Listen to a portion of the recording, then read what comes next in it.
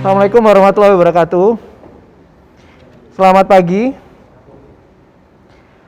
Yang terhormat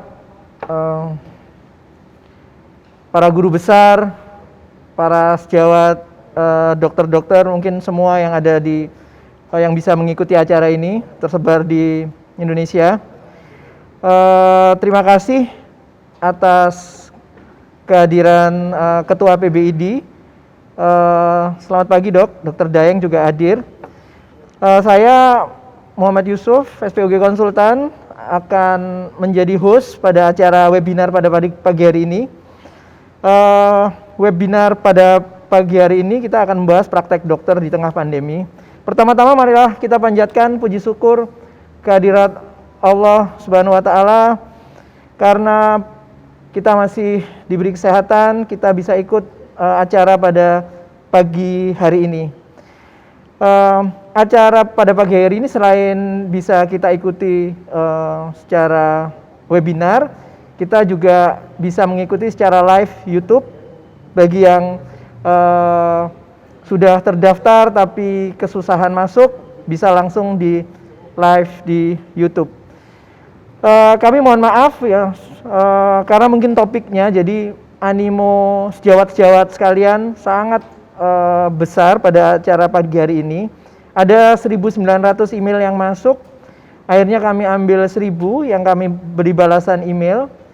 Dari 1.000 itu yang bisa masuk mengikuti online webinar ini 500 ya. Kami mohon maaf, tapi bisa mengikuti lewat Zoom. Dari 500 peserta akan kami bagikan sertifikat sebesar 5 SKP. Susunan acara pada pagi hari ini mulai jam 10 nanti sampai jam 1 siang. Acara akan dimoderatori oleh Dr. Brahmana Askandar, SPOG Konsultan. Beliau adalah Ketua ID Cabang Surabaya. Beliau akan selaku moderator akan memimpin acara ini nantinya. Kemudian terima kasih Dr. Daeng M. Fakih, Sarjana Hukum Majelis Hukum sebagai Ketua PBID akan memberikan keynote speech nanti. Nanti akan untuk pembicara kita ada 4 pembicara. Yang pertama Dr. Pujiwartono, SPOG Konsultan, beliau selaku Ketua MPPK PBID akan membawakan kompetensi dokter di tengah pandemi. Kemudian dilanjut oleh Ketua Dewan Pakar PBID, Profesor Dr. Menaldi Rasmin, spesialis paru konsultan. Beliau akan bicara tentang dokter berpraktek di tengah pandemi. Kemudian disusul oleh Dr. Triwahyumar Tanto, SPOT Konsultan. Beliau sebagai Ketua Komite PPI di Rumah Sakit Dr. Sutomo Surabaya. Beliau akan memaparkan tentang resiko paparan virus SARS-CoV-2 pada dokter di rumah sakit. Dan yang terakhir nanti sebagai penutup ada Ketua Satgas COVID-19 ID Cabang Surabaya. Beliau akan membawakan precaution dan desinfeksi COVID-19. Akan dibawakan langsung oleh Dr. Mustafa Rusli, spesialis penyakit dalam Vinasim. Tanpa berpanjang lagi, kita akan ikuti acara webinar ini. Akan kami serahkan ke moderator acara, Dr. Brahmana Askandar, SPOG Konsultan. Monggo Dok, silakan. Assalamualaikum warahmatullahi wabarakatuh. Yang saya hormati para guru besar, para senior, para sejawat semua, dimanapun berada. Alhamdulillah kita semua masih diberikan kesehatan sehingga kita bisa mengikuti acara webinar kali ini yang sangat luar biasa. Mudah-mudahan bermanfaat bagi pelaksanaan praktek kita sehari-hari. Terima kasih banyak kepada para pembicara. Terima kasih khususnya kepada pembicara yang dari jauh, Dr. Daeng sebagai Ketua PPID, kemudian Prof. Menaldi Rasmin. Mudah-mudahan acara ini bermanfaat. Perlu kami sampaikan juga, selama pelaksanaan acara, mohon kiranya mematikan mic-nya, unmute mic masing-masing. Nanti pada saat bertanya bisa diajukan melewati chat di question and answer atau raise hand. Raise hand bila ingin bertanya langsung akan kita tampilkan. Jadi ini kira-kira rule pada acara hari ini supaya acara ini tetap berjalan lancar dan kemudian bisa bermanfaat bagi kita semua. Untuk menyingkat waktu, kami persilahkan pembicara pertama keynote speech dari Ketua PBID. Dalam hal ini langsung oleh Ketua PBID. Terima kasih banyak meluangkan waktu di tengah kesibukan yang luar biasa dari Dr. Daeng. Kita sapa Dr. Daeng. Assalamualaikum warahmatullahi wabarakatuh, Dr. Daeng. Assalamualaikum warahmatullahi wabarakatuh. Yang saya hormati tuan rumah Dr. Brahmana selaku Ketua ID Cabang Surabaya yang sekarang bertindak sebagai moderator, para senior semua yang mengikuti acara ini, khususnya sejawat dokter di seluruh Surabaya, mudah-mudahan tetap diberikan sehat walafiat dalam menghadapi pandemi COVID ini. Kemudian yang saya hormati para pembicara ini ada Ketua MPPK Dr. Pujo, kemudian Ketua Dewan Pakar rupanya Prof. Minaldi, kemudian Dr. Triwahyu tadi kalau nggak keliru, dan Ketua Satgas ID Cabang Surabaya. Mudah-mudahan acara ini menjadi baik. Apa yang akan saya sampaikan adalah yang pertama, dalam kondisi pandemi seperti ini, kalau kita bicara tentang berpraktek di tengah pandemi COVID, maka ada hal-hal yang mungkin tidak akan terjadi atau tidak sama berpraktek pada kondisi normal, itu sudah jelas. Jangankan pandemi ya, saat wabah ya, yang mungkin skalanya kecil atau yang lebih besar lagi epidemi, itu sudah berbeda tata caranya dengan kondisi normal, apalagi saat pandemi yang mungkin ancamannya sudah menyeluruh ya, bukan hanya satu titik, satu kawasan, tapi sudah 2/3 dunia sudah terkena, sehingga memang pandemi ini menjadi persoalan besar karena setiap sudut dan setiap tempat itu akan berpotensi menimbulkan penularan. Oleh karena itu memang judul yang baik ini, pertemuan yang baik ini sebenarnya tujuannya satu, yaitu bagaimana kita berpraktek di saat pandemi ini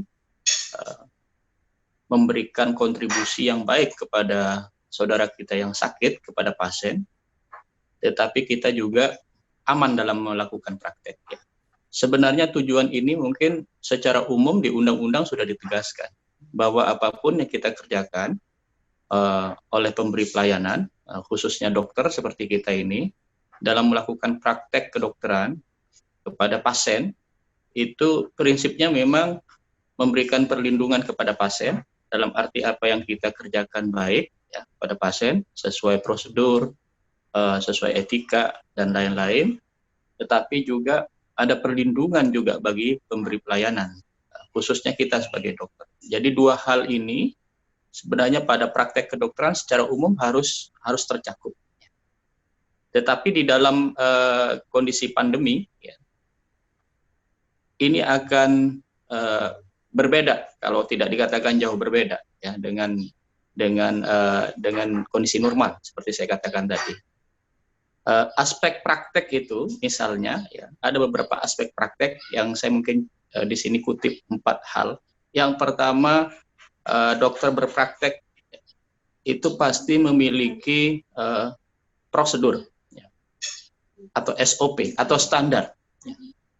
Berbeda sekali antara praktek di saat pandemi ini, ya, pada kasus-kasus yang kemudian COVID ini hal yang baru, yang perilaku virusnya aja berubah-ubah, ya, pasti dinamika akan luar biasa. Ya. SOP atau standar yang dikerjakan, ya, selama ini tidak bisa kita mengatakan persis sama dengan SOP atau standar waktu kita mengerjakan pasien-pasien atau kasus-kasus biasa di kondisi normal. Kalau tadi dikatakan di pembukaan tadi sebelum dimulai, ya, obat yang standar ya, tata laksana yang standar memang belum ada, maka di dalam penata laksanaan pandemi ini, ya, virus yang baru, perilakunya juga baru, semuanya masih dicari, maka tidak diwajibkan kemudian melakukan yang standar. Semua yang dikerjakan, meskipun sudah dibuatkan pedoman, baik oleh profesi maupun oleh pemerintah, itu pada kondisi tata laksana yang masih belum evidence based. Kalau kita tahu bahwa apa yang harus dikerjakan oleh dokter, baik itu standar maupun SOP, itu diharuskan evidence based. Itu bisa dilakukan pada kondisi normal. Tapi pada kondisi yang tidak normal seperti ini, maka yang dilakukan justru bukan yang evidence based, tapi lebih bersifat ke empirical based, ya, bukti-bukti yang sudah pernah dilakukan itu bisa dilakukan meskipun masih belum evidence. Ini yang terjadi sekarang. Oleh karena itu secara hukum atau secara peraturan apapun itu masih dibenarkan, ya. Tetapi ada peluang, justru ada peluang bagi kita semua, bagi setiap center, ya, mestinya seperti Airlangga misalnya, untuk mengembangkan, untuk tidak ragu-ragu mengembangkan sesuatu yang bisa dikerjakan kepada pasien dan hasilnya baik dalam kondisi sekarang. Memang kemudian ada prosedur-prosedur tertentu yang harus diikuti, misalnya harus ada dalam konsep penelitian misalnya harus ada etik yang disetujui, kemudian sepengetahuan otoritas tertentu, misalnya kalau di penata laksanaan itu minimal misalnya perhimpunan disounding untuk diberitahu bahwa kita akan mencoba melakukan penelitian dalam koridor penelitian tata laksana terhadap pasien itu terbuka sekali. Jadi meskipun penata laksanaan itu tidak evidence based tapi empirical based, maka ini justru akan terbuka bagi kita semua, berbagai center, melakukan hal yang dianggap terbaik dalam rangka pertolongan kepada pasien. Dan itu dilakukan secara terstruktur dan bisa dipertanggungjawabkan cara-caranya supaya di kemudian hari kalau ada sesuatu yang ditemukan itu menjadi dasar yang penting bagi kita. Kemudian yang kedua, aspek praktek yang lain misalnya penyediaan fasilitas dan penyediaan ketenagaan. Nah, fasilitas jelas kalau dalam kondisi pandemi ini luar biasa, ya, sehingga memang fasilitas yang harus disiapkan oleh pimpinan fasilitas, ya, oleh pimpinan Faskes itu betul-betul bisa mengantisipasi. Ini memang menjadi persoalan, tapi harus kita lakukan. Kalau tidak, maka pertolongan kepada pasien kita menjadi kurang baik, ya. Di Jakarta dulu pernah terjadi daftar antrian, tapi sekarang alhamdulillah sudah tidak terjadi.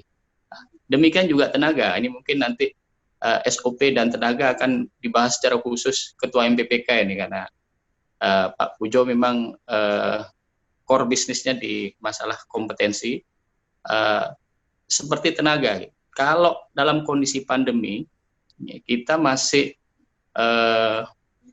tanda kutip, ya, hanya mengandalkan apa yang disebut dengan istilah DPJP, spesialis paru dan lain-lain, maka memang dikhawatirkan pada suatu titik, pada suatu saat dengan melimpahnya kondisi pasien, pertambahan pasien, maka kawan-kawan yang tanda kutip diberi istilah DPJP itu tidak lagi bisa memadai untuk melakukan. Oleh karena itu, waktu Satgas PBID bersama PBID dan semua majelis, semua perhimpunan dan wilayah berdiskusi, ada cetusan dari Prof. David sebagai Ketua MKKI untuk memberikan kewenangan kepada seluruh dokter, bukan hanya DPJP yang dimaksudkan seperti spesialis paru, penyakit dalam dan lain-lain. Karena apa? Karena akan dikhawatirkan muncul gelombang infeksi yang sangat besar, sehingga DPJP yang dimaksud itu tidak lagi memadai. Itulah yang kemudian istilah gerakan dokter semesta muncul, ya, dan itu sudah sudah disetujui secara organisasi, dan sebagai ketua MKKI Prof David sudah memberikan lampu hijau untuk itu, dan memang secara original itu adalah dorongan dari kolegium. Apakah itu dibenarkan dalam kondisi seperti sekarang? Sangat dibenarkan. Sangat dibenarkan. Kalau kita masih bertumpu pada kondisi-kondisi normal, harus di PJP yang bersangkutan, maka ini akan menjadi masalah di pelayanan.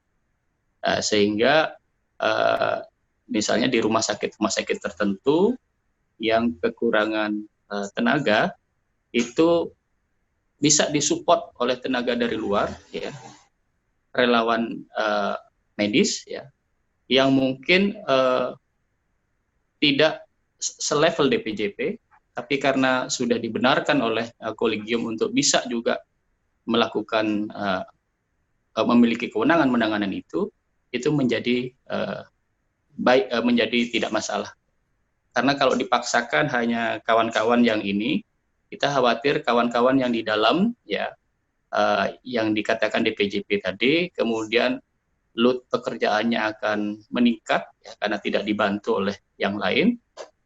Itu yang kami khawatirkan terjadi sesuatu di pelayanan. Apakah kecapean, kelelahan, ya, kemudian konsentrasi kurang, dan menimbulkan misalnya kejadian penularan di petugas kesehatan menjadi lebih banyak. Itu yang kami khawatirkan, sehingga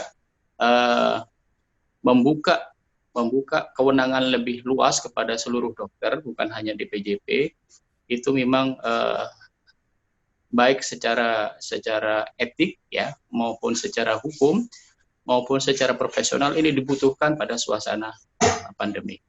Kemudian yang terakhir yang penting, ya, bahwa dalam suasana pandemi, khususnya dalam penanganan pasien COVID-nya, itu antara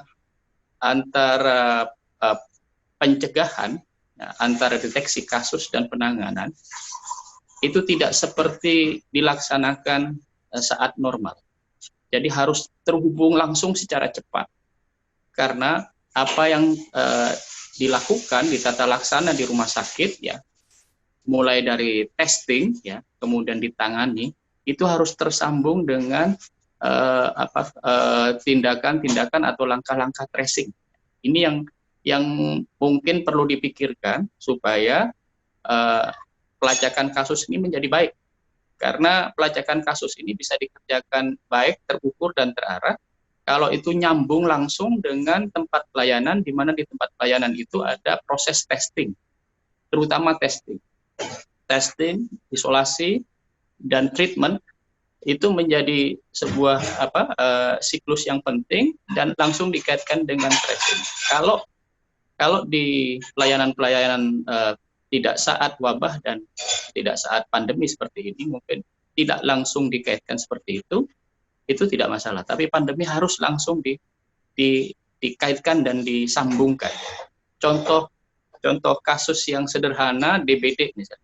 Rumah sakit begitu tahu ada warga yang DBD, biasanya pihak rumah sakit langsung menghubungi puskesmas atau kepala desa setempat, memberitahu bahwa nama tertentu, kemudian alamat tertentu, warga Bapak ini sakit DBD, sehingga setelah terhubung seperti itu, maka pihak-pihak tertentu yang berkepentingan melakukan tracing dan pencegahan penularan lebih luas.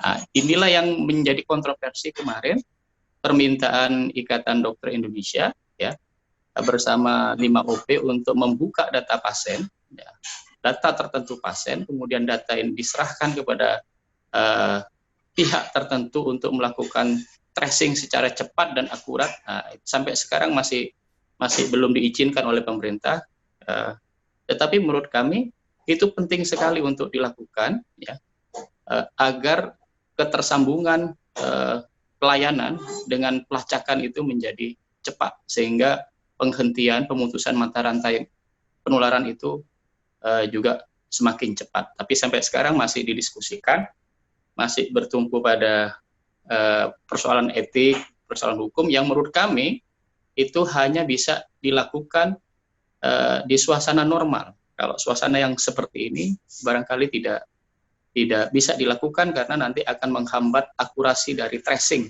dan menghambat upaya pemutusan mata rantai penularan. Nah, itu yang kami pikirkan. Sampai sekarang kami mendorong pemerintah mau. Ya. Maksud kami tidak membuka secara umum, ya, tapi membuka data itu kepada pihak-pihak tertentu, ya, yang secara cepat nanti bisa melakukan tracing dan melokalisir penularan. Tapi sekarang ini dengan di angka sudah 100.000, ya, dan di mana-mana sudah ada, saya tidak tahu apakah masih relevan, ya, membuka kasus itu karena sudah infeksi di mana-mana. Kemudian yang terakhir, kaitannya praktek pandemi, praktek kedokteran di saat pandemi, tetapi kepada pasien-pasien yang bukan COVID. Sekali lagi, memang menurut hemat kami, meskipun ada social distancing, kita harapkan di praktek kedokteran itu tidak terjadi medical distancing. Jadi masih banyak pasien di luar COVID yang membutuhkan pertolongan dan membutuhkan kondisi-kondisi penanganan yang cepat atau emergensi. Jadi tidak hanya pasien COVID yang membutuhkan pertolongan. Tingkat kesakitan dan tingkat kematian di luar COVID juga besar. Oleh karena itu, penanganan pasien di luar COVID harus juga ditangani. Akan tetapi, ini mungkin nanti secara detail para pembicara membahas, ada strategi tertentu supaya tujuan praktek kedokteran yang dua tadi yang saya utarakan, pasien dilayani dengan baik, terlindung, ya, karena praktek kita benar, profesional, tapi yang memberikan pelayanan dokter juga terlindungi. Oleh karena itu, ada hal-hal tertentu yang harus dipikirkan, misalnya satu, bagi kawan-kawan dokter, pemberi pelayanan yang memiliki resiko tinggi, apakah komorbid, apakah faktor usia, itu diharapkan hati-hati. Kami memang tidak bisa melarang secara penuh, ya, karena nanti kalau dilarang ada kepentingan atau keperluan kawan-kawan memang harus khususnya para senior, kawan-kawan yang mungkin punya komorbid masih tetap ingin berpraktek, tapi itu dihimbau untuk lebih ekstra hati-hati. Yang pertama dengan membatasi praktek tatap muka. Ini penting, ya, praktek tatap muka, karena penularan virus itu dari manusia ke manusia. Tatap muka itu penting dibatasi. Kemudian memang kita mendorong sebuah pelayanan dengan cara dibantu oleh mekanisme daring misalnya. Ini kita dorong memang di suasana yang kebetulan pelayanan daring ini belum ada aturannya. Tapi karena ini kondisinya tidak normal seperti biasanya, maka kita dorong untuk pelayanan supaya tetap berjalan, ya, tetapi para dokter akan aman. Tentunya memang pelayanan secara daring ini ada batasan-batasan tertentu, karena pelayanan secara daring ini memang ada keterbatasan. Alhamdulillah, baik Kementerian Kesehatan maupun Konsil Kedokteran itu kemudian mengeluarkan aturan tentang bagaimana kita berpraktek secara daring. Yang ketiga, kita tetap meminta kepada seluruh dokter berpraktek apapun pasien yang dihadapi, kalau harus dilakukan tatap muka, karena mungkin pasiennya memerlukan pemeriksaan tertentu yang spesifik, ya, yang harus dia datang, atau pasiennya butuh penanganan cepat, atau pasien emergensi, pasien apapun yang dihadapi, ya, mengeluh COVID atau mengeluh bukan COVID, maka tetap diwajibkan memakai SOP pemakaian APD secara benar dan standar. Kami pernah bersama 5 OP sampai mengeluarkan pernyataan bersama mengatakan bahwa bagi petugas kesehatan yang tidak memiliki APD yang standar dan sesuai, itu kita tidak mengizinkan oleh berpraktek, ya, atau menangani pasien. Ya.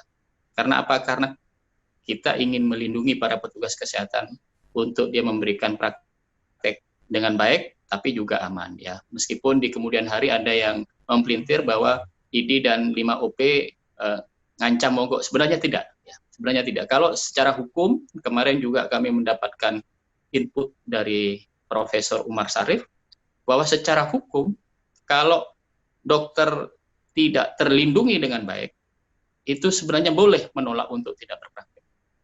Tetapi kita ingin mengambil jalan tengah. Karena kalau tidak ada kelengkapan, itu di dalam pelayanan kesehatan itu bisa dikatakan fasilitasnya dan kemampuannya fasilitas itu berkurang sehingga bisa merujuk pasien ke tempat yang fasilitasnya lebih lengkap.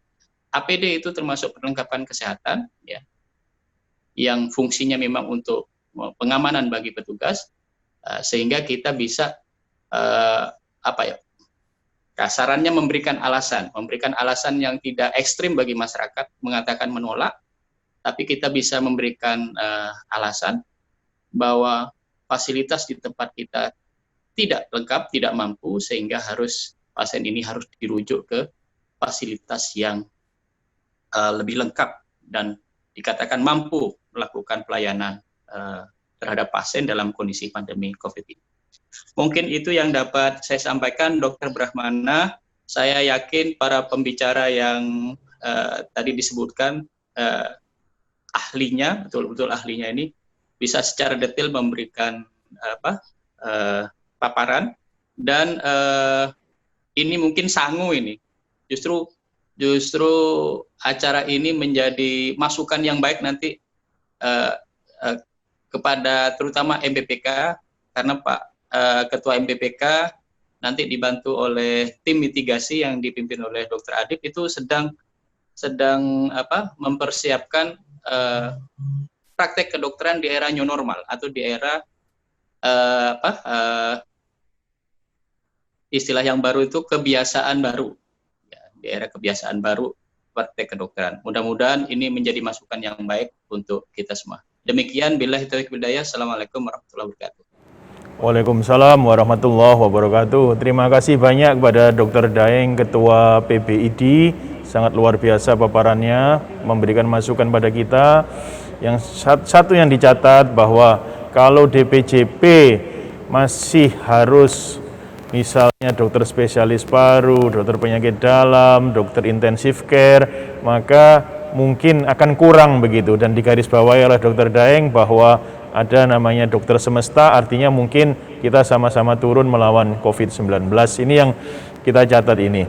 Jadi mungkin ada, sebelum kita berlanjut pada pembicara berikutnya, Ketua MPPK, Dr. Pujo, ini ada beberapa informasi yang kita sampaikan nanti, dan saya aturkan dari panitia, dari ID Surabaya, terima kasih banyak kepada Dr. Daeng atas paparannya dan meluangkan waktu untuk memberikan wawasan kepada kita semua. Terima kasih Dr. Daeng.